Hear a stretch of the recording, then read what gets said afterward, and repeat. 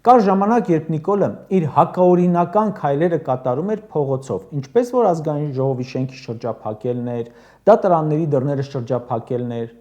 Դրանք անօրինական էին, հակասահմանադրական էին, մասնակից էր դարձնում ժողովրդին։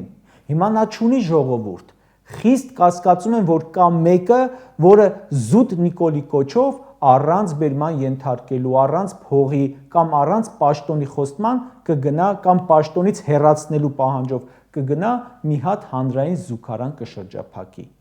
Ու քանի որ փողոցը չունի, հակաօրինական քայլերը կատարում է իրավապահներով։ Հիմնականում իշխանության արածը ահաբեկչություն կարելի է համարել պետական համակարգի նկատմամբ։ Իրականում է սա։ Հորինել թուղթ ու ողջ պետական ռեսուրսը քաշել դրա վրա ահաբեկչություն է։ Հորինես իբր պլան ու ստիպես դատախազին, քննչական կոմիտեին, ոստիկաններին, ԱԱԾ-ին, դատարաններին մտնել այդ հանցանքի տակ,